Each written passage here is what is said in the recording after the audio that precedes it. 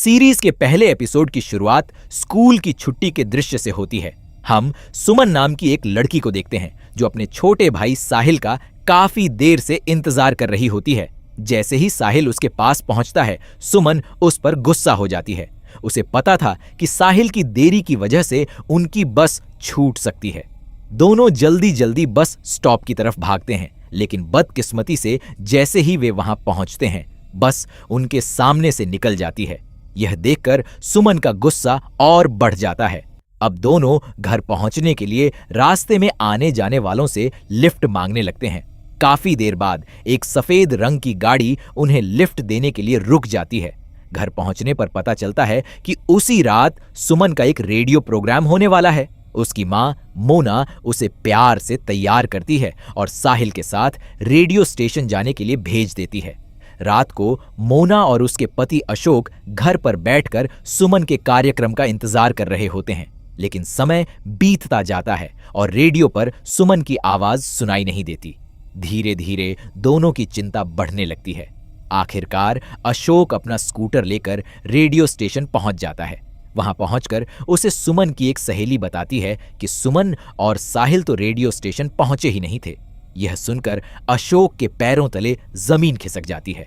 वह तुरंत घर फोन करके मोना से पूछता है कि क्या बच्चे वापस आ गए हैं, लेकिन बच्चे घर भी नहीं पहुंचे थे।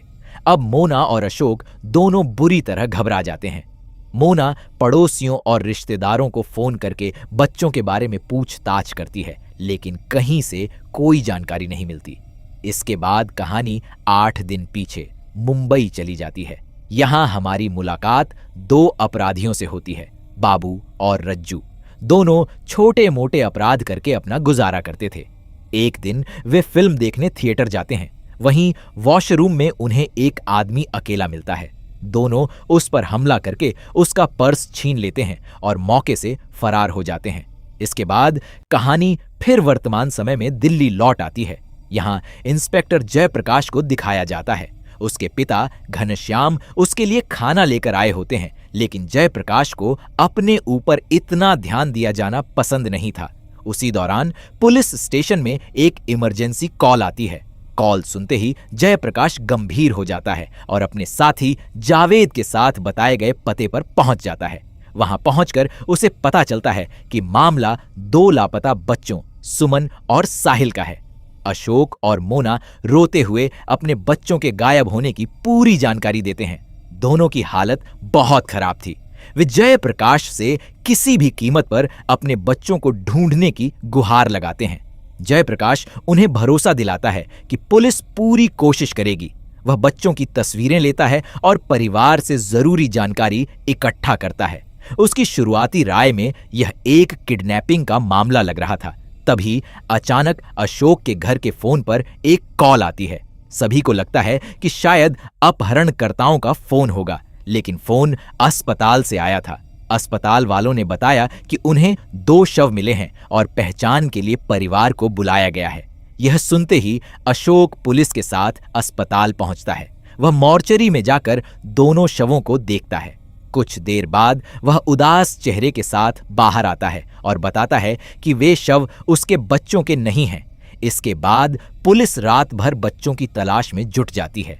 जगह जगह पूछताछ की जाती है, तस्वीरें दिखाई जाती हैं, लेकिन कोई सुराग हाथ नहीं लगता। इसी दौरान पुलिस एक ऐसे व्यक्ति को पकड़ती है जो पहले बच्चों की तस्करी और अपहरण जैसे मामलों में शामिल रह चुका था। पूछताछ में वह बताता है कि उसने यह धंधा छोड़ दिया है, लेकिन एक दूसरे व्यक्ति के बारे में जानकारी देता है जो अब भी ऐसे काम करता है और जंगलों में छिप कर रहता है। यह जानकारी मिलते ही पुलिस हथियारों और पूरी तैयारी के साथ जंगल की तरफ रवाना हो जाती है। दूसरी तरफ कहानी फिर 8 दिन पीछे मुंबई पहुंचती है।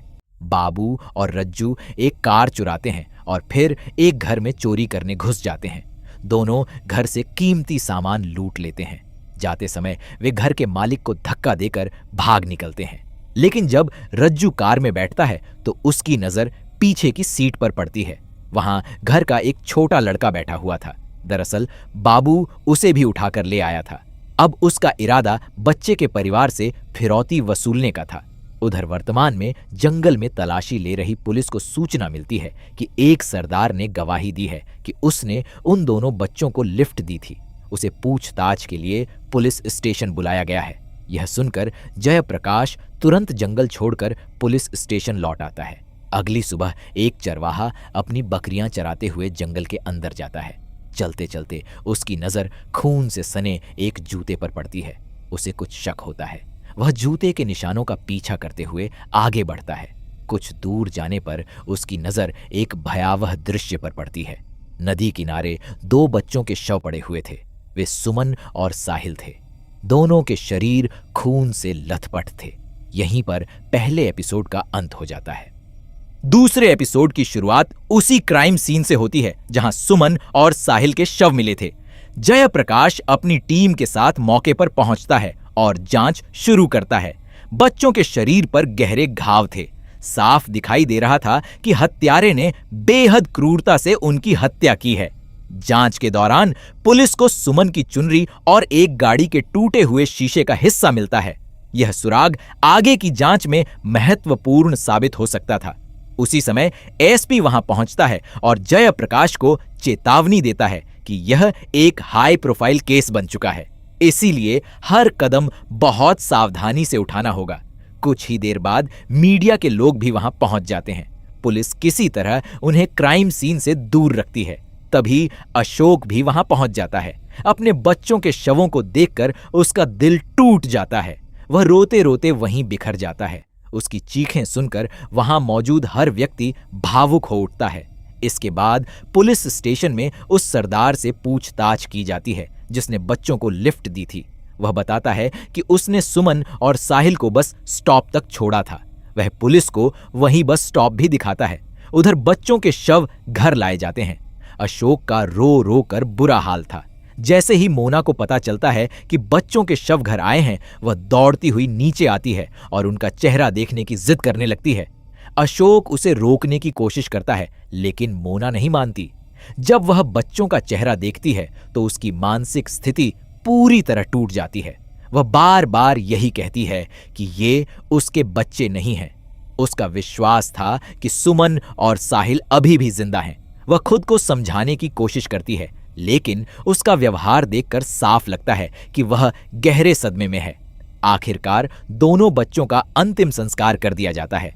इसके बाद कहानी 6 दिन पीछे मुंबई चली जाती है। वहां बाबू एक अस्पताल में जाता है और मीना नाम की नर्स से मिलता है। मीना से उसका प्रेम संबंध था, लेकिन बाबू का स्वभाव हिंसक और स्वार्थी था। दूसरी तरफ रज्जू उस अपहृत बच्चे को अपने पास रखे हुए था। एक दिन बच्चा वॉशरूम जाने की बात कहता है। रज्जू उसे रेलवे ट्रैक के पास ले जाता है। मौका मिलते ही बच्चा वहां से भागने लगता है और रज्जू उसके पीछे दौड़ पड़ता है। उधर बाबू फिरौती लेने के लिए तय जगह पर पहुंचता है। वहां एक बैग रखा हुआ था, लेकिन जैसे ही वह बैग खोलता है उसके अंदर पैसे नहीं होते। अचानक चारों तरफ से लोग उसे घेर लेते हैं। दरअसल बच्चे के परिवार ने पुलिस और लोगों की मदद से जाल बिछाया था। किसी तरह बाबू वहां से जान बचाकर भाग निकलता है। वर्तमान समय में जयप्रकाश पोस्टमार्टम रिपोर्ट देखने मॉर्चरी पहुंचता है।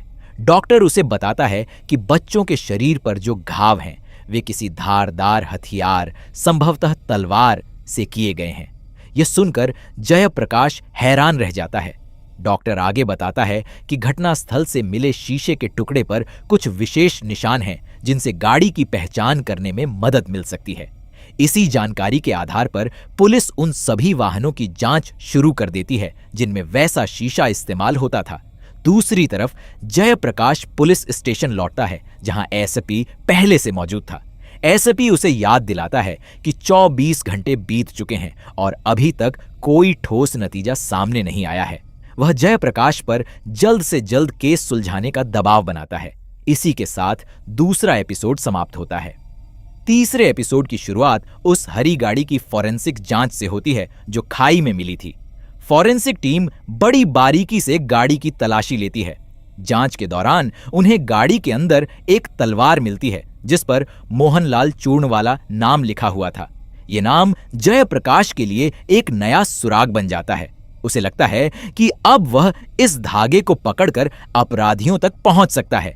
वह एसपी को भरोसा दिलाता है कि जल्द ही केस में बड़ी प्रगति होगी। एसपी उसे आखिरी मौका देते हुए 48 घंटे के अंदर केस सुलझाने का आदेश देता है। इसके बाद कहानी 4 दिन पीछे चली जाती है। दिल्ली के एक गुरुद्वारे में बाबू और रज्जू बैठे खाना खा रहे थे। दोनों आगे की योजना पर चर्चा कर रहे थे। तभी रज्जू बताता है कि उसका दोस्त प्यारेलाल एक बड़े होटल में गायक के रूप में काम करता है और शायद वह उनकी मदद कर सकता है।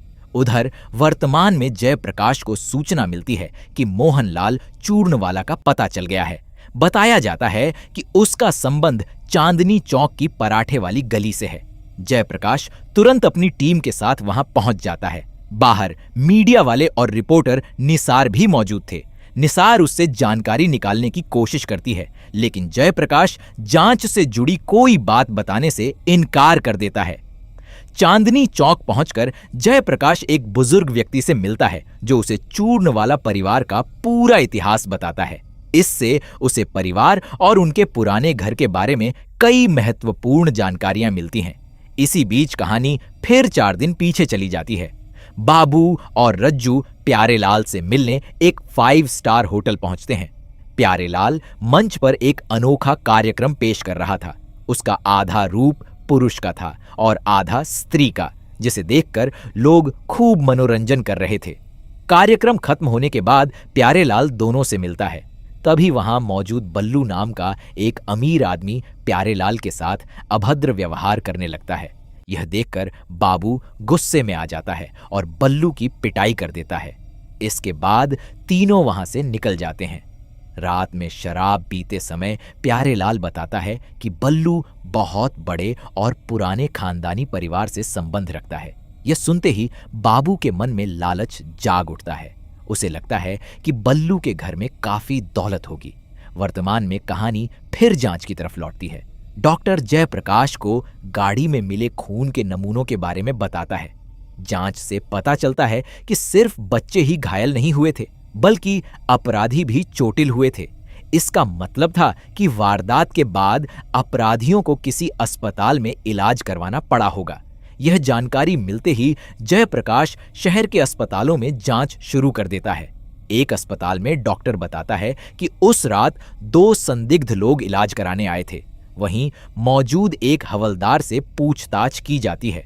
वह स्वीकार करता है कि उसने उनकी दुर्घटना की कोई आधिकारिक रिपोर्ट दर्ज नहीं की थी।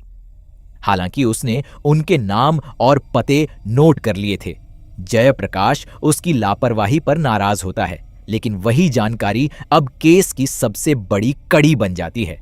उधर 4 दिन पहले की कहानी में बाबू, रज्जू और प्यारेलाल बल्लू के घर पहुंचते हैं।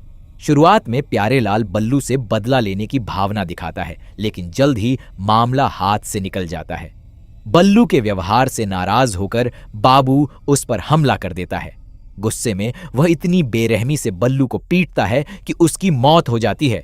यह सब देखकर प्यारेलाल बुरी तरह डर जाता है। उसका इरादा सिर्फ बल्लू को सबक सिखाने का था, लेकिन बाबू और रज्जू ने उसकी हत्या कर दी थी। डर के मारे प्यारेलाल अपना स्कूटर उठाकर वहां से भाग जाता है। वर्तमान में पुलिस को एक और महत्वपूर्ण सुराग मिलता है। जांच के दौरान उन्हें पता चलता है कि वही तलवार जिससे बच्चों की हत्या हुई थी, बल्लू के घर से चोरी हुई थी। अब जयप्रकाश को यकीन हो जाता है कि बच्चों की हत्या और बल्लू के मर्डर के बीच कोई न कोई संबंध जरूर है। दूसरी तरफ फ्लैशबैक में बाबू और रज्जू बल्लू के घर से तलवारें और कुछ कीमती सामान लेकर निकलते हैं। भागते समय उन्हें एक हरे रंग की कार दिखाई देती है। दोनों उस कार को चुरा लेते हैं और उसी में फरार हो जाते हैं। यहीं पर तीसरा एपिसोड समाप्त हो जाता है। चौथे एपिसोड की शुरुआत एक अलग दृश्य से होती है। एक दूध वाला सुबह सुबह अपनी साइकिल पर जा रहा था। तभी तेज रफ्तार से वही हरी गाड़ी उसके पास से गुजरती है। गाड़ी के अंदर का माहौल देखकर वह घबरा जाता है। उसे साफ दिखाई देता है कि गाड़ी के अंदर 2 बच्चे मदद के लिए चिल्ला रहे हैं। उसे कुछ गड़बड़ लगती है, इसीलिए वह साइकिल से गाड़ी का पीछा करने लगता है और उसे रोकने की कोशिश करता है, लेकिन अपराधी उसकी साइकिल को टक्कर मार देते हैं। दूध वाला सड़क पर गिर जाता है और उसका पैर बुरी तरह घायल हो जाता है। वर्तमान में वही दूध वाला यह पूरी घटना रिपोर्टर निसार को बता रहा होता है। उधर जयप्रकाश अस्पताल में मिले सुरागों के आधार पर दोनों संदिग्धों के स्केच तैयार करवाता है। वह एक व्यक्ति को बुलाकर स्केच दिखाता है और पूछता है कि इनमें से प्यारेलाल कौन है। वह व्यक्ति तुरंत पहचान लेता है और बताता है कि प्यारेलाल एक स्थानीय कलाकार है जो मंचों और अखबारों के कार्यक्रमों में गाने गाता है। अगली सुबह अखबारों में पुलिस की नाकामी को लेकर खबरें छपती हैं। उनमें लिखा होता है कि बच्चों की हत्या के इतने दिन बाद भी पुलिस अपराधियों तक नहीं पहुंच पाई है। यह खबर पढ़कर जयप्रकाश का गुस्सा बढ़ जाता है। जब उसे पता चलता है कि यह रिपोर्ट निसार ने लिखी है तो वह और नाराज हो जाता है। इसके बाद जयप्रकाश धनीराम नाम के एक व्यक्ति से मिलने जाता है। पूछताछ के दौरान धनीराम डर जाता है और उसे चूर्णवाला परिवार के पुराने घर तक ले जाता है। घर के अंदर एक अजीब सी सड़ांध फैली हुई थी। जयप्रकाश बदबू का पीछा करते हुए एक बड़े बक्से तक पहुंचता है। जैसे ही वह उसे खोलता है, अंदर बल्लू की सड़ी गली लाश मिलती है। पास में रखा तलवार का म्यान भी खाली था। अब यह पूरी तरह साफ हो जाता है कि बच्चों की हत्या में इस्तेमाल हुआ हथियार यहीं से चोरी किया गया था। इसके बाद कहानी 3 दिन पीछे चली जाती है। बाबू और रज्जू आपस में चर्चा कर रहे थे। बाबू को डर था कि प्यारेलाल पुलिस को सब कुछ बता सकता है, इसीलिए वह फैसला करता है कि प्यारेलाल को भी खत्म करना होगा। दोनों तुरंत उस जगह पहुंचते हैं जहां प्यारेलाल कार्यक्रम की तैयारी कर रहा था। जैसे ही प्यारेलाल उन्हें देखता है, वह भागने की कोशिश करता है, लेकिन दोनों उसे पकड़ लेते हैं। जब बार का मालिक पूछता है कि वे उसे कहां ले जा रहे हैं, तो दोनों खुद को पुलिस वाला बताकर उसे बहला देते हैं। बार मालिक उनकी बात पर भरोसा कर लेता है और उन्हें जाने देता है। वर्तमान में जयप्रकाश भी उसी बार में पूछताछ करने पहुंचता है। बार मालिक उसे बताता है कि प्यारेलाल को 2 पुलिस वालों जैसे दिखने वाले आदमी अपने साथ ले गए थे। जब जयप्रकाश उसे स्केच दिखाता है तो वह तुरंत बाबू और रज्जू को पहचान लेता है। अब पुलिस को यकीन हो जाता है कि वही दोनों इस पूरे मामले के पीछे हैं। फ्लैशबैक में बाबू और रज्जू प्यारेलाल को एक सुनसान जगह पर ले जाते हैं। वहां वे उसे मारने की धमकी देते हैं। उसी दौरान पास में एक युवक और युवती मिल रहे थे। युवक आइसक्रीम लेने चला जाता है। मौका देखकर बाबू उस लड़की को पकड़ लेता है और प्यारेलाल के सामने ले आता है।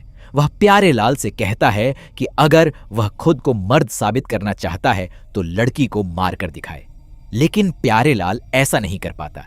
तभी लड़की का साथी वापस आ जाता है। उसी समय पास में मौजूद एक पुलिसकर्मी भी यह सब देख लेता है और अपराधियों को पकड़ने दौड़ता है।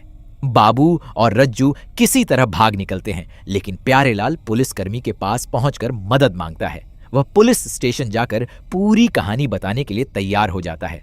उधर मोना अपने बच्चों के गम के बावजूद स्कूल में पढ़ाने जाती रहती है, लेकिन एक दिन प्रिंसिपल उसे आराम करने की सलाह देती है। मोना कहती है कि बच्चों की परीक्षाएं आने वाली है और वह अपनी जिम्मेदारी छोड़ना नहीं चाहती। दूसरी तरफ अशोक को एक मेडिकल रिपोर्ट मिलती है। रिपोर्ट पढ़ते ही वह टूट जाता है। उसे पता चलता है कि सुमन के साथ हत्या से पहले बेहद अमानवीय व्यवहार किया गया था। यह सच्चाई उसे अंदर तक झकझोर देती है। वर्तमान में जयप्रकाश प्यारेलाल से पूछताछ करता है। प्यारेलाल स्वीकार करता है कि वह सिर्फ बल्लू को डराना चाहता था। उसे बिल्कुल अंदाजा नहीं था कि बाबू और रज्जू उसकी हत्या कर देंगे। इसी दौरान फ्लैशबैक में पहली बार वह अहम पल दिखाया जाता है जब सड़क किनारे खड़े सुमन और साहिल लिफ्ट का इंतजार कर रहे थे। उसी समय बाबू और रज्जू अपनी हरी गाड़ी में वहां पहुंचते हैं। सुमन उनसे लिफ्ट मांगती है। यहीं से वह सफर शुरू होता है जो आगे चलकर एक भयानक हादसे में बदल जाता है। एपिसोड 4 यहीं समाप्त होता है। 5वें एपिसोड की शुरुआत उस दुर्घटना के बाद होती है जब बाबू और रज्जू घायल अवस्था में हरी गाड़ी चला रहे थे। गाड़ी तेज रफ्तार में थी और बाबू का उस पर से नियंत्रण छूट जाता है। देखते ही देखते गाड़ी सड़क छोड़कर एक गहरी खाई में जा गिरती है। गाड़ी बुरी तरह फंस जाती है, इसीलिए दोनों उसे वहीं छोड़कर पैदल भाग निकलते हैं। कुछ दूर जाने के बाद वे एक अस्पताल पहुंचते हैं जहां अपने घावों का इलाज करवाते हैं। इलाज के बाद जब दोनों अस्पताल से निकलने लगते हैं तो वहां मौजूद एक हवलदार उनसे पूछताछ करता है। वह जानना चाहता है कि वे कौन हैं और उन्हें चोट कैसे लगी। लेकिन बाबू बड़ी चालाकी से झूठी कहानी सुना देता है। वह खुद को गांव का सीधा सादा आदमी बताता है और कहता है कि वे किसी पुलिस मामले में नहीं पड़ना चाहते। उसकी मासूमियत भरी बातें सुनकर हवलदार को उन पर ज्यादा शक नहीं होता और दोनों वहां से निकल जाते हैं। अस्पताल से बाहर आने के बाद बाबू और रज्जू अलग होने का फैसला करते हैं। बाबू रज्जू को एक बस में बैठा देता है और उसे सुमन के कानों के झुमके देता है। साथ ही कुछ फोन नंबर याद करवाता है और कहता है कि जरूरत पड़ने पर इन्हीं नंबरों पर संपर्क करना। इसके बाद बाबू अपने गांव सोनीपत पहुंच जाता है। वहां उसका पिता उससे बेहद नाराज था। बाबू कभी हीरो बनने का सपना लेकर मुंबई गया था, लेकिन अब अपराधों की दुनिया में भटक चुका था। उसका पिता ताना मारते हुए कहता है कि वह अपने सपनों को बर्बाद करके लौट आया है। उधर वर्तमान में जयप्रकाश अपनी टीम के साथ सोनीपत पहुंचता है और बाबू के परिवार से पूछताछ शुरू करता है। बातचीत के दौरान उसकी नजर घर में रहने वाली एक लड़की पर पड़ती है जिसके माथे पर चोट का निशान था। जब वह उसके बारे में पूछता है तो परिवार वाले बताते हैं कि वह गिर गई थी, इसीलिए चोट लग गई। लेकिन सच्चाई कुछ और थी। कहानी 2 दिन पीछे जाती है। वही लड़की रज्जू को एक क्लिनिक लेकर गई थी क्योंकि उसका हाथ घायल था।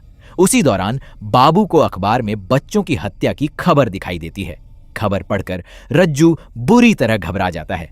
उसे एहसास होने लगता है कि पुलिस अब उनके बहुत करीब पहुंच चुकी है। वह तुरंत बाबू को फोन करता है और अपनी चिंता बताता है। उधर वर्तमान में पुलिस बाबू के बारे में जानकारी जुटाने के लिए उसकी हर पुरानी जगह पर जाती है। राशन की दुकान, चाय की दुकान और उसके जान पहचान वालों से पूछताछ की जाती है, लेकिन कोई ठोस सुराग नहीं मिलता। फ्लैशबैक में उसी रात वह लड़की बाबू के पास आती है और बताती है कि वह भी फिल्मों में काम करना चाहती है। यह सुनकर बाबू गुस्से में आ जाता है और उसे बुरी तरह मारता है। यही वह चोट थी जिसके बारे में बाद में झूठ बोला गया था कि वह गिरने से लगी है। वर्तमान में अचानक जयप्रकाश को सूचना मिलती है कि रज्जू की संभावित लोकेशन मिल गई है।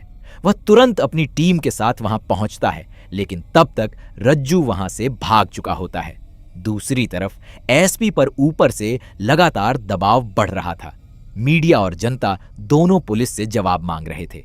इसी वजह से एसपी इस केस में इंस्पेक्टर चौहान को भी शामिल कर देता है। जब जयप्रकाश को यह बात पता चलती है तो उसे काफी बुरा लगता है। उसे ऐसा महसूस होता है कि उसकी मेहनत पर भरोसा नहीं किया जा रहा। उस रात वह उदास मन से घर लौटता है। वहां निसार पहले से उसका इंतजार कर रही होती है। वह इस बार रिपोर्टर नहीं बल्कि एक दोस्त की तरह उससे बात करती है और उसका हौसला बढ़ाने की कोशिश करती है। निसार के जाने के कुछ समय बाद जयप्रकाश को एक महत्वपूर्ण फोन कॉल आती है। उसे तुरंत पुलिस स्टेशन बुलाया जाता है। वहां पता चलता है कि मुंबई पुलिस के पास बाबू और रज्जू से जुड़ी अहम जानकारी है। मुंबई से उसे जांच के लिए बुलाया जाता है। जयप्रकाश जानता था कि अगर वह आधिकारिक अनुमति लेने जाएगा तो बहुत समय बर्बाद हो जाएगा, इसीलिए वह बिना देर किए अकेले ही मुंबई के लिए रवाना हो जाता है। यहीं पर 5वां एपिसोड समाप्त होता है। छठे एपिसोड की शुरुआत एक बड़े फ्लैशबैक से होती है जो हमें 12 साल पीछे ले जाता है। मुंबई में एक लड़का था जिसका नाम कुमार था। स्कूल में उसकी शरारतें और हिंसक व्यवहार इतना बढ़ चुका था कि एक दिन शिक्षक ने उसकी मां के सामने ही उसे डांट दिया और सजा दी। उसकी मां बहुत परेशान रहती थी, लेकिन कुमार अपनी आदतों से बाज नहीं आता था। एक दिन उसने संजय नाम के एक लड़के को वॉशरूम में बंद कर दिया और बाहर से मधुमक्खियों का छत्ता तोड़कर अंदर फेंक दिया। इससे संजय की जान खतरे में पड़ गई। इसी बीच वर्तमान में जयप्रकाश मुंबई पहुंच चुका था। वह उस जगह की जांच करता है जहां कभी बाबू और रज्जू ने एक बच्चे को बंधक बनाकर रखा था। जांच के दौरान वह पुराने गवाहों और पुलिस रिकॉर्ड की मदद से बाबू के अतीत को समझने की कोशिश करता है। इसके बाद कहानी फिर कुछ दिन पीछे चली जाती है। बाबू एक रेस्तरां में अपने दोस्त जेमी से मिलता है। दोनों शराब पीते हैं और पुरानी बातें करते हैं। रेस्तरां से निकलने के बाद बाबू एक टैक्सी में बैठता है। रास्ते में उसे एक युवक और युवती दिखाई देते हैं। वह उन्हें अपनी गाड़ी में बैठा लेता है। कुछ दूर जाने के बाद बाबू गाड़ी रोक देता है और दोनों को लूट लेता है। विरोध करने पर वह युवक की बेरहमी से पिटाई भी करता है। वर्तमान में वही दंपति जयप्रकाश को यह पूरी घटना बताता है। इसके बाद बाबू की नजर गाड़ी में मौजूद एक छोटे पिल्ले पर पड़ती है। वह उस पिल्ले को अपने साथ ले जाता है। अब कहानी एक दिन पीछे जाती है। जेमी की शादी होने वाली थी। वह अपने लिए नया सूट सिलवा रहा था। उसी दौरान रज्जू भी उससे संपर्क करता है। उधर मुंबई पुलिस स्टेशन में जयप्रकाश को जावेद का फोन आता है। जावेद बताता है कि एसपी को उसके मुंबई आने की खबर मिल चुकी है। साथ ही चेतावनी देता है कि अगर उसने जल्द कोई नतीजा नहीं निकाला तो उसका तबादला या निलंबन भी हो सकता है। इसके बाद कहानी 6 साल पीछे चली जाती है। यहीं पर एक बड़ा खुलासा होता है। पता चलता है कि बचपन का वही कुमार आगे चलकर बाबू बना था। कुमार का स्वभाव शुरू से ही हिंसक था। एक दिन गुस्से में उसने अपनी मां को आग लगा दी थी। वह घटना उसकी जिंदगी का सबसे भयावह अध्याय थी। जब जयप्रकाश को यह जानकारी मिलती है तो वह अस्पताल में कुमार की जली हुई मां से मिलने जाता है। वह बेहद खराब हालत में थी, लेकिन फिर भी अपने बेटे के अतीत के बारे में कुछ बातें बताती है। उसी दौरान जयप्रकाश को यह भी पता चलता है कि बचपन में डिके गए अपराधों की वजह से कुमार को जेल भी जाना पड़ा था। अब जयप्रकाश सीधे जेल पहुंचता है और पुराने रिकॉर्ड निकलवाता है। रिकॉर्ड देखने के बाद उसे यकीन हो जाता है कि कुमार और बाबू एक ही व्यक्ति हैं। दूसरी तरफ मीना की एक दोस्त उसे चेतावनी देती है कि बाबू अपनी असली पहचान छिपा रहा है और वह बेहद खतरनाक आदमी है। लेकिन मीना उसकी बातों पर विश्वास नहीं करती। कुछ समय बाद जयप्रकाश उसी अस्पताल में पहुंचता है जहां मीना काम करती थी। उधर मीना अपने कमरे में थी। तभी बाबू वहां पहुंच जाता है। बाबू के साथ वही छोटा पिल्ला भी था। बातचीत के दौरान बाबू को एहसास हो जाता है कि मीना उसके बारे में कुछ छिपा रही है। असल में मीना के पास एक अखबार था जिसमें बाबू की तस्वीर और उसके अपराधों की खबर छपी थी। जब बाबू अखबार देख लेता है तो उसे समझ आ जाता है कि मीना को उसकी सच्चाई पता चल चुकी है। इसके बाद वह अपना आपा खो देता है। मीना वहां से भागने की कोशिश करती है, लेकिन बाबू उसे पकड़ लेता है और उस पर हमला कर देता है। उसी समय मीना की दोस्त वहां पहुंचती है और शक होने पर जयप्रकाश को बुलाती है। जयप्रकाश दरवाजा तोड़कर अंदर घुसता है। कमरे में मीना गंभीर रूप से घायल पड़ी थी, जबकि बाबू पीछे के रास्ते से फरार हो चुका था। जांच के दौरान कमरे से एक कोट और वही छोटा पिल्ला मिलता है। कोट पर दर्ज दर्जी का नाम पुलिस को एक नया सुराग देता है। जयप्रकाश तुरंत उस दर्जी के पास पहुंचता है और पूछताछ करता है। वहीं से उसे जेमी तक पहुंचने का रास्ता मिल जाता है। उस समय जेमी अपनी शादी की पहली रात बिता रहा था, लेकिन पुलिस उसे पूछताछ के लिए उठा लेती है। हालांकि पूछताछ के बाद जयप्रकाश को यकीन हो जाता है कि जेमी सीधे तौर पर अपराधों में शामिल नहीं है। जेमी बताता है कि वह अपनी पत्नी के साथ हनीमून मनाने आगरा जाने वाला है। यह जानकारी जयप्रकाश के दिमाग में दर्ज हो जाती है। कुछ देर बाद एसपी का फोन आता है और वह जयप्रकाश को तुरंत दिल्ली लौटने का आदेश देता है। मजबूरी में जयप्रकाश मुंबई छोड़कर दिल्ली की फ्लाइट पकड़ लेता है। दूसरी तरफ हम रज्जू को देखते हैं। वह हाथ में डंडा लिए एक घर में घुसता है और किसी बड़ी वारदात की तैयारी करता दिखाई देता है। इसी रहस्य के साथ 6वां एपिसोड समाप्त हो जाता है। 7वें एपिसोड की शुरुआत एक भावनात्मक फ्लैशबैक से होती है। इसमें दिखाया जाता है कि जयप्रकाश के पिता बचपन से ही उसे देशभक्ति और समाज सेवा से जुड़े कार्यक्रमों में ले जाया करते थे। उन्हीं अनुभवों ने जयप्रकाश के अंदर ईमानदार पुलिस अधिकारी बनने का सपना जगाया था। वर्तमान में जयप्रकाश आगरा पहुंच चुका था। उसे पूरा विश्वास था कि बाबू और रज्जू यहीं कहीं छिपे हुए हैं। दूसरी तरफ रज्जू अखबार में अपनी तस्वीर देखकर घबरा जाता है।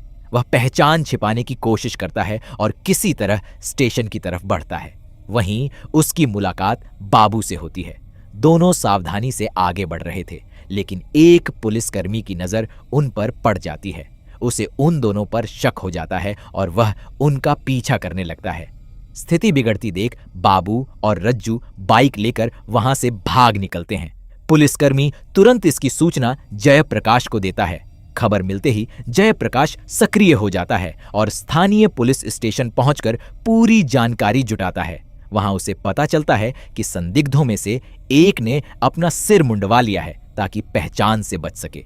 यह जानकारी मिलते ही जयप्रकाश पूरे इलाके में घोषणा करवाता है कि यदि किसी को ऐसा संदिग्ध व्यक्ति दिखाई दे तो तुरंत पुलिस को सूचना दी जाए। पूरे शहर में डर और तनाव का माहौल बन जाता है। उधर बाबू और रज्जू एक ऐसे घर में छिपे हुए थे जहां उन्होंने एक परिवार को बंधक बना रखा था। घर से गहने और नकदी लूटने के बाद वे वहीं रुके हुए थे। रज्जू बाबू को एक बंदूक भी दिखाता है, लेकिन उसमें केवल एक ही गोली थी। इसी बीच पुलिस विभाग से एक बड़ा झटका मिलता है। जयप्रकाश को आधिकारिक रूप से सस्पेंड कर दिया जाता है।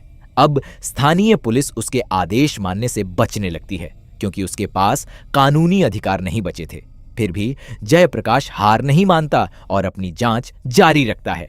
दूसरी तरफ बाबू और रज्जू उस बंदूक के लिए और गोलियां खरीदने निकलते हैं। वे एक हथियार बेचने वाले दुकानदार के पास पहुंचते हैं। दुकानदार उन्हें संदेह भरी नजरों से देखता है और बताता है कि अभी केवल एक गोली उपलब्ध है, बाकी गोलियां तैयार होने में समय लगेगा और उन्हें 2 घंटे बाद वापस आना होगा। यहीं से पुलिस को भी उनकी गतिविधियों की जानकारी मिल जाती है। जब जयप्रकाश को पता चलता है कि अपराधी किस इलाके में देखे गए हैं तो वह तुरंत कार्रवाई की योजना बनाता है, लेकिन उसके सस्पेंड होने की वजह से कोई अधिकारी उसकी बात को गंभीरता से नहीं लेता। उधर बाबू और रज्जू ताजमहल के आसपास बैठे भविष्य की बातें कर रहे थे। तभी एक पुलिसकर्मी उन्हें पहचान लेता है और उनका पीछा शुरू कर देता है। दोनों फिर बाइक लेकर भाग निकलते हैं। रात होने पर वे गोलियां लेने वापस उसी बाजार में पहुंचते हैं, लेकिन वहां पहुंचकर उन्हें कुछ अजीब महसूस होता है। पूरी मार्केट बंद थी और चारों तरफ सन्नाटा पसरा हुआ था।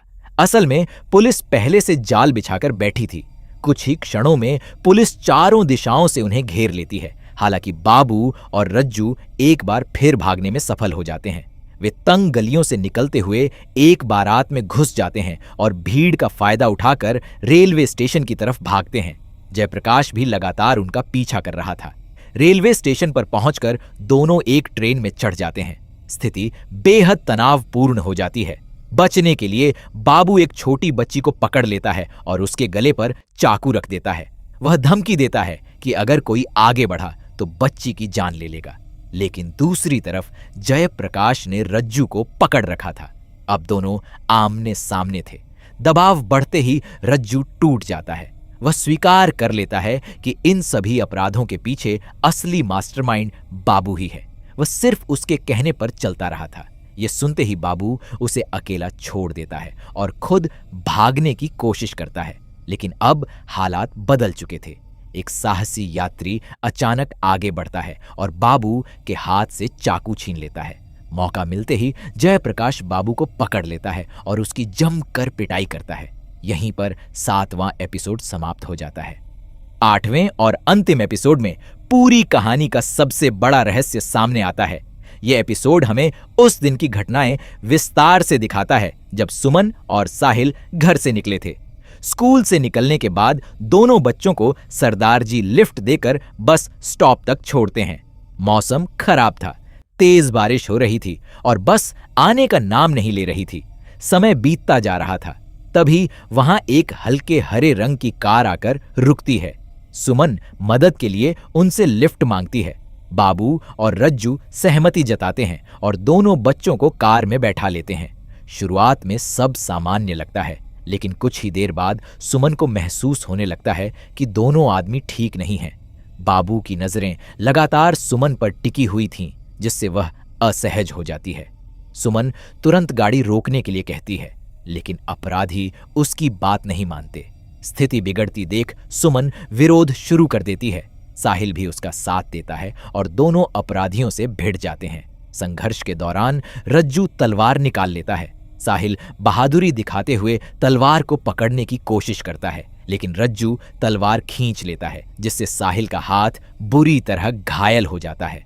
उसी दौरान सड़क पर जा रहा एक दूध वाला उनकी गाड़ी को रोकने की कोशिश करता है, लेकिन बाबू और रज्जू उसे टक्कर मारकर आगे निकल जाते हैं। कुछ समय बाद कार जंगल की ओर बढ़ने लगती है। सुमन और साहिल लगातार बचने की कोशिश करते रहते हैं। संघर्ष के दौरान साहिल को गंभीर चोट लगती है और वह बेहोश हो जाता है। आखिरकार अपराधी कार को एक सुनसान जंगल में ले जाते हैं और दोनों बच्चों को बाहर उतार देते हैं। कुछ देर बाद साहिल को होश आता है। वह पूरी हिम्मत के साथ अपराधियों का सामना करता है और सुमन से वहां से भागने के लिए कहता है। सुमन भागने की कोशिश करती है, लेकिन बाबू उसे पकड़ लेता है। दूसरी तरफ साहिल भी लगातार संघर्ष करता रहता है। इसके बाद दोनों बच्चों को अलग अलग कर दिया जाता है। रज्जू साहिल को नदी किनारे ले जाता है, जबकि बाबू सुमन को जंगल के अंदर की ओर ले जाता है। यहीं पर दोनों बच्चों की दुखद मृत्यु हो जाती है। कुछ समय बाद अपराधी वापस कार के पास लौटते हैं, लेकिन अचानक सुमन फिर से उनके सामने आ जाती है। वह अंतिम क्षण तक हार नहीं मानती और हाथ में डंडा लेकर उनका सामना करती है। वह साहिल को ढूंढते हुए उसके पास पहुंचती है, लेकिन तब तक बहुत देर हो चुकी होती है। इसके बाद अपराधी उसे भी नहीं छोड़ते। यहीं पर उस भयावह घटना का अंत हो जाता है।